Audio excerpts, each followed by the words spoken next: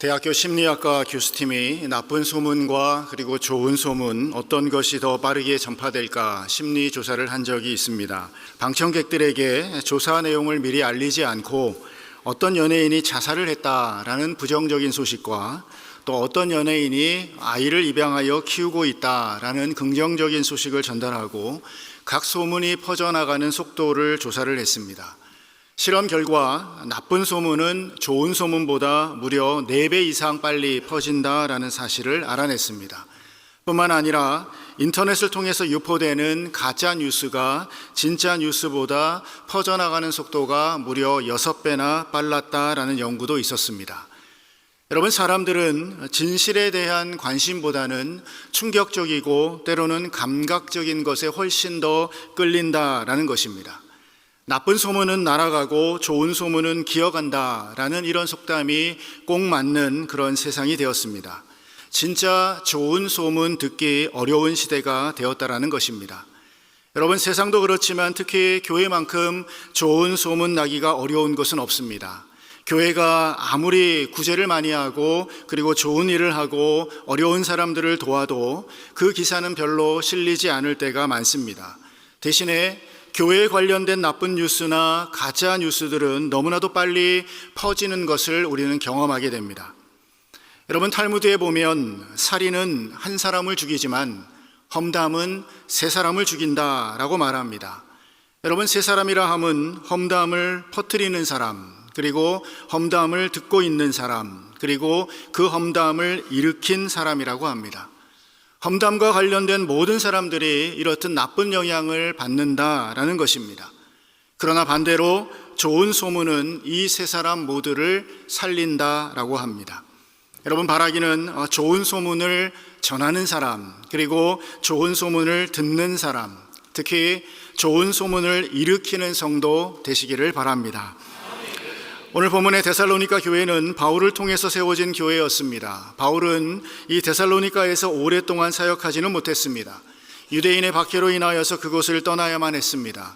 복음을 들은 그들이 그 복음을 거부하기도 했고 그리고 그 복음 전파를 방해하고 핍박까지 했기 때문입니다.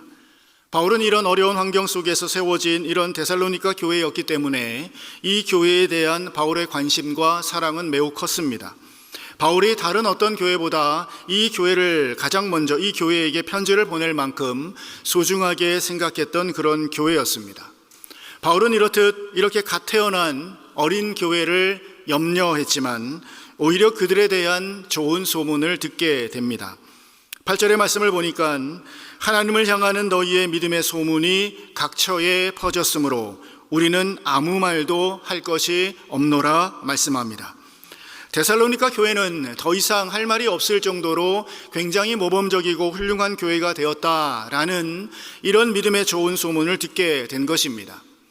여러분, 바울은 이 교회가 이런 칭찬을 받을 만한 이유를 오늘 본문에 아주 분명하게 말씀하고 있습니다. 그것은 믿음의 역사, 그리고 사랑의 수고, 그리고 소망의 인내 때문이었습니다. 여러분, 믿음이 있는데 그 믿음의 역사함이 있었다라는 거예요. 사랑이 있는데 그 사랑에 수고함이 있었다라는 겁니다. 그리고 소망이 있는데 그 소망에 인내함이 있었다라는 겁니다. 그들에게는 행함이 있는 믿음이 있었고 수고를 아끼지 않는 사랑이 있었고 그리고 인내를 가진 소망이 있었기 때문에 모든 믿는 자들의 본이 되었고 그리고 각처에 좋은 믿음의 소문이 나는 그런 교회와 성도가 되었다라는 것입니다. 여러분, 교회는 그리스도의 몸입니다. 예수 그리스도가 주인이시고 머리 되시는 한 몸, 그리스도의 몸, 이것이 교회의 본질입니다. 여러분, 그렇다면 이 교회를 이루는 것이 무엇입니까? 그것은 바로 저와 여러분, 우리들 성도들이라는 사실입니다. 그러므로 교회가 이런 좋은 믿음의 소문이 나려면 그 교회를 이루고 있는 교인들의 믿음이 먼저 훌륭해야 됩니다. 칭찬받을 만하고 소문날 정도로 자랑할 수 있을 만큼 되어야 한다는 겁니다. 지금 믿은 지 얼마 되지 않은 데살로니가 교회의 교인들이 보여준 믿음의 역사, 그리고 사랑의 수고, 그리고 소망의 인내가 바로 이 교회를 소문나게 만든 것입니다. 그것도 모든 믿는 자의 본이 되고 모델이 되었다라고 말씀합니다. 여러분, 바라기는 우리 모두가 본이 되고 그리고 우리들이 모델이 되어서 우리 교회가 믿는 자의 본이 되고 그리고 각 처에 좋은 소문이 나는 그런 교회 되시기를 축복드립니다. 이 교회가 보여준 첫 번째 모습은 믿음의 역사였습니다. 여러분, 믿음은 하나님의 선물입니다. 믿음은 들음에서 나며 들음은 그리스도의 말씀으로 말미암는다라고 말씀합니다. 사도행전 17장의 말씀을 보면 바울이 데살로니가에서 했던 것은 다른 것이 아니라 말씀을 풀어 설명하는 일이었습니다. 사도행전 17장 2절과 3절에 보면 바울이 그들에게로 들어가 성경을 가지고 강론하며 뜻을 풀어라고 말씀하고 있습니다. 그리고 그 결과를 데살로니가전서 2장 13절에는 이렇게 말씀합니다. 너희가 하나님의 말씀을 받을 때에 사람의 말로 받지 아니하고 하나님의 말씀으로 받으니 이 말씀이 또한 너희 믿는 자에게 역사하느니라. 데살로니가 교인에게 있어서 가장 큰 특징이 있다면 그것은 하나님의 말씀을 풀어 설명하는 그 내용을 듣고 그리고 그것을 하나님의 말씀으로 받아들였다라는 것입니다.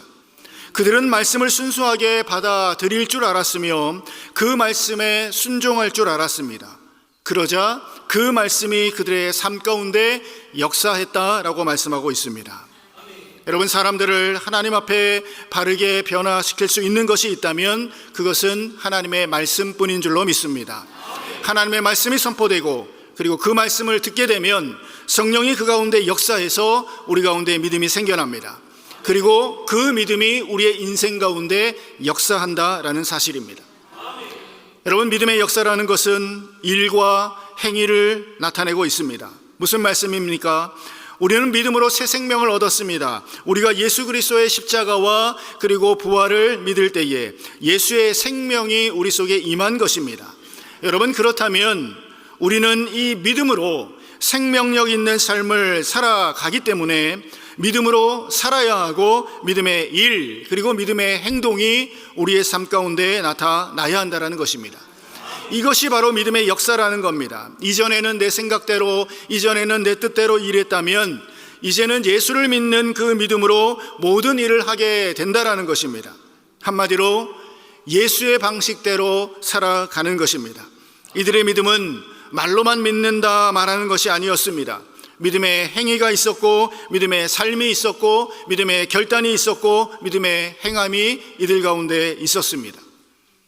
여러분, 당시에 이들이 살아가던 시대는 모든 것들이 우상 숭배와 연결되어 있었습니다. 모든 일상이 우상의 제사와 관계되어 있었다라는 것이죠. 음식도 그러했고 삶의 모습도 그러했습니다. 그런데 9절과 10절의 말씀을 보니까 그들이 우상을 버리고 하나님께로 돌아와서 살아계시고 참되신 하나님을 섬겼고 다시 오실 예수를 기다렸다 말씀합니다. 여러분, 이들의 삶 가운데 우상을 버렸다라는 것은 이제 나는 사회생활을 포기하겠다, 그 사회와 더불어서 삶을 살아가는 자체가 어려워짐을 의미했습니다. 그런데 이들은 이 모든 것들을 감수하고 우상에서 떠나 하나님께로 돌아와 그분을 믿었고 참되신 하나님을 섬겼고 다시 오실 예수 그리스도를 소망했다라고 말씀합니다. 여러분, 이것이 바로 믿음의 역사인 거예요. 믿음의 일, 즉 역사하는 믿음을 그들의 삶을 통해서 나타내 보여준 것이었습니다. 여러분, 성경을 읽다 보면 수많은 이런 믿음의 역사를 기록합니다. 모세는 애굽의 모든 보화보다 그리스도를 위하여 받는 수모를 택했습니다. 잠시 동안 죄악의 낙세를 누리는 것보다 하나님의 백성과 함께 고난받는 삶을 선택했습니다. 아브라함은 이삭을 제물로 드리는 믿음의 역사, 믿음의 일, 믿음의 행함이 있었습니다. 다윗은 믿음의 행동으로 말미암아 담대하게 골리앗 앞에 설 수 있었습니다. 믿음이 역사할 때, 역사하는 믿음이 있을 때에 여호수아와 갈렙은 견고한 성 여리고성과 그리고 아낙 자손을 두려워하지 않을 수 있었던 것입니다. 여러분, 우리에게도 이런 믿음의 일이 있어야 할 줄로 믿습니다. 우리에게도 믿음이 역사하면, 우리에게도 믿음이 일하면, 우리에게도 믿음대로 행하면 어떤 역경 가운데서도 흔들리지 않고 견고하게 서게 될 줄로 믿습니다. 여러분, 오늘날 많은 그리스도인들이 세상으로부터 비난받는 이유가 무엇입니까? 말씀을 듣지 못했기 때문이 아닙니다. 말씀에 대한 지식이 없기 때문도 아닙니다.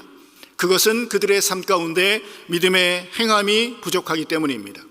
믿음의 일이 우리 가운데 없기 때문일 것입니다.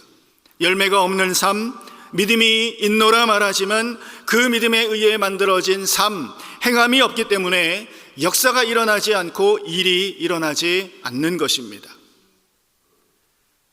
여러분, 인도로 선교를 떠난 고든 맥스웰의 일화가 있습니다. 하루는 그가 힌두교 수도승을 찾아가서 자신에게 힌두어를 가르쳐 달라고 부탁을 합니다. 그런데 그 수도승은 이를 거절하며 말하기를 당신이 나를 전도하려고 그러는 것 아니요 라고 대답을 합니다. 그러자 그가 말하기를 아닙니다. 전도하려는 것이 아니라 그저 힌두어를 배우고 싶을 뿐입니다 라고 대답을 하자 수도승이 반문하기를 아니요, 지금까지 당신하고 함께 지낸 사람치곤 그리스도인이 안 된 사람이 과연 어디에 있소? 라고 반문했다고 합니다. 여러분, 얼마나 이의 인생이 멋진 삶 아닙니까? 하나님을 위해서 살아가는 삶 아니겠습니까? 입을 열어 내가 복음을 전하지 않아도 그 삶 자체가, 그의 인생 자체가 참으로 강력한 복음의 메시지였다라는 것입니다. 믿음의 삶, 믿음의 일이 무엇인지 우리에게 명확하게 알려주고 있습니다.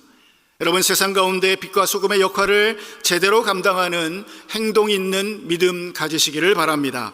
하나님의 말씀을 받아 날마다의 삶을 통하여서 성실하게 실천하는 그러한 믿음의 일과 그리고 믿음의 역사가 있는 소문난 성도와 교회 되시기를 주님의 이름으로 축복합니다. 둘째로, 사랑의 수고가 있어야 할 것입니다. 여러분, 사랑만큼 희생을 치르는 것이 없습니다. 사랑은 사람들을 굉장히 부지런하게 만듭니다.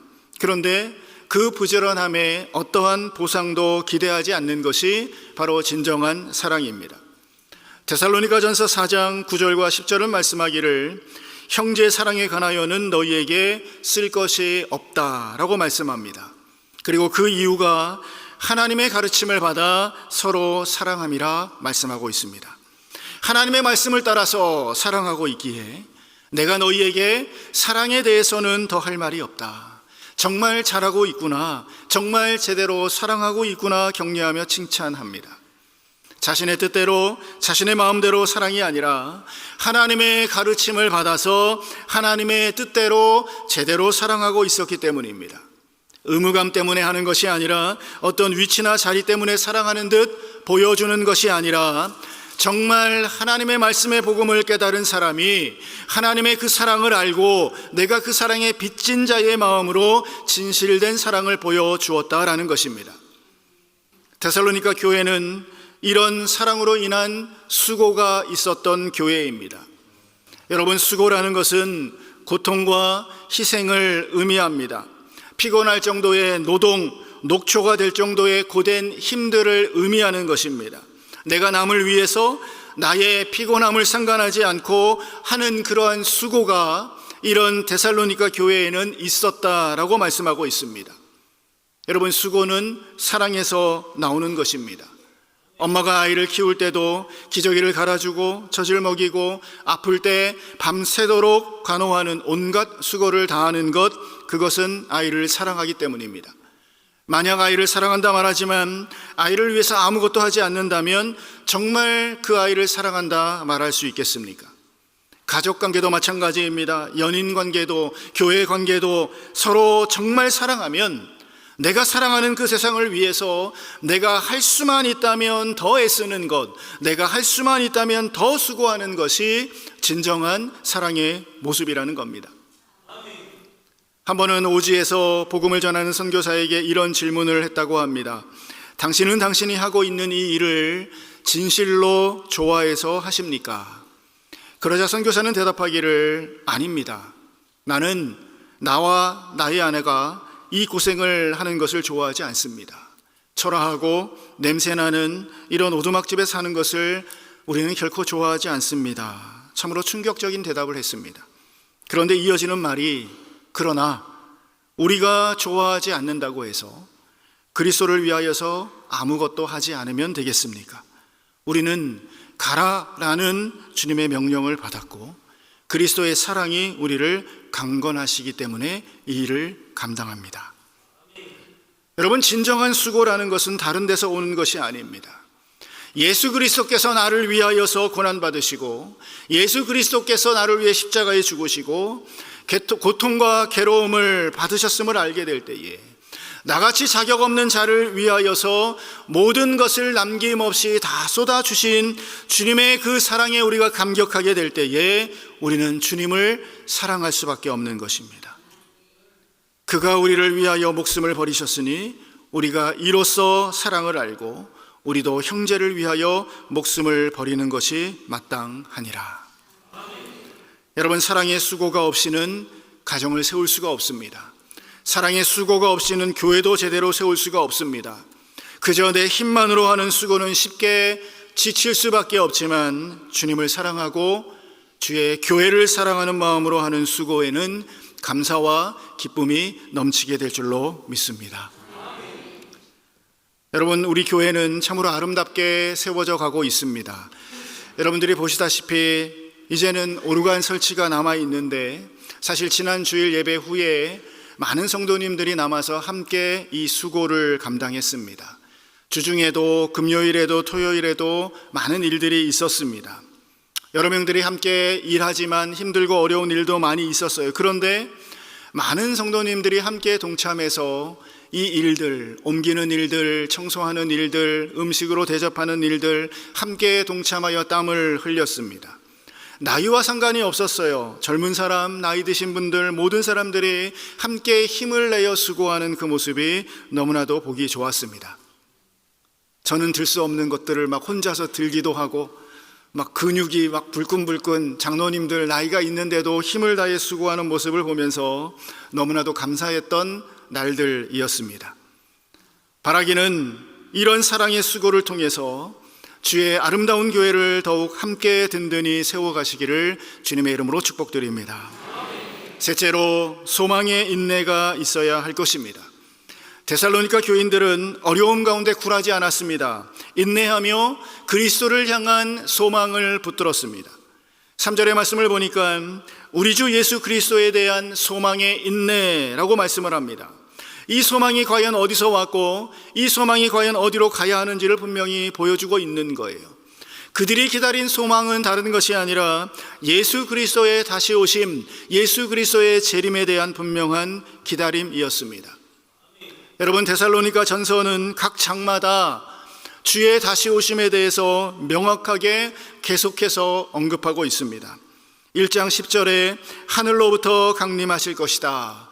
2장 19절에 보면 그가 강림하실 때에, 3장 13절에 보면 모든 성도와 함께 강림하실 때, 4장 16절에 보면 하늘로부터 강림하시리니, 5장 23절에 그리스도께서 강림하실 때에, 그리스도께서 오심, 재림에 대한 말씀을 통하여서 성도들이 소망을 갖고 인내하며 하나님을 기쁘시게 하는 삶을 살아야 한다라고 알려주고 있습니다. 그러기에 이 소망에 대한 이 말씀, 이 부분이 믿음의 역사와 사랑의 수고에 이어서 제일 마지막 부분에 강조되어 나오고 있는 것입니다.